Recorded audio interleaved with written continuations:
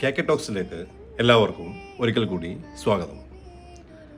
ഇന്ന് ഞാൻ സംസാരിക്കാൻ പോകുന്ന വിഷയം ഇമ്പോർട്ടൻസ് ഓഫ് ഫ്രണ്ട്ഷിപ്പ് അല്ലേ.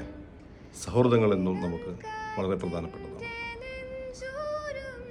സൗഹൃദം തന്നെ അൺഹെൽത്തി ആയിട്ടുള്ള സൗഹൃദങ്ങളുണ്ട്, ഹെൽത്തി ആയിട്ടുള്ള സൗഹൃദങ്ങളുണ്ട്.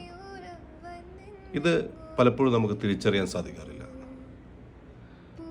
ആരാണ് നമ്മുടെ ബെസ്റ്റ് ഫ്രണ്ട്, അല്ലെങ്കിൽ നമ്മൾ സൗഹൃദത്തിൽ നല്ലതല്ലാത്ത സുഹൃത്തുക്കൾ, നമ്മളെ വേദനിപ്പിക്കുന്ന, നമ്മളറിയാതെ നമ്മളെ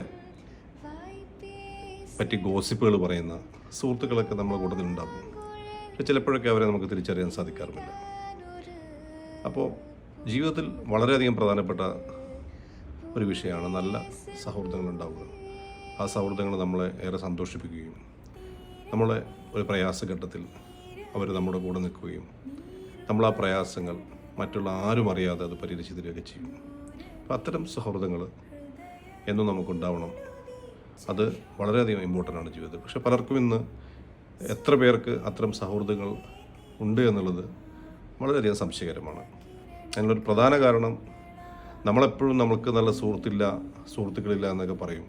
പക്ഷെ നമ്മളൊരു നല്ല സുഹൃത്തായി മാറിയിട്ടുണ്ടോ എന്ന് നമ്മളൊരിക്കലും ചിന്തിക്കാറില്ല.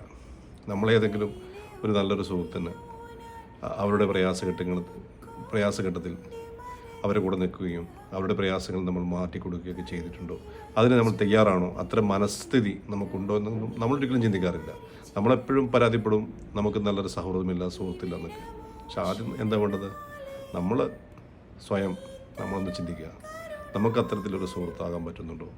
ഏതെങ്കിലും ഒരു കൂട്ടുകാരന് നമ്മളെ കൊണ്ട് പറ്റുന്ന രീതിയിൽ എന്തെങ്കിലും സഹായം ചെയ്തു കൊടുക്കാൻ പറ്റുന്നുണ്ടോ?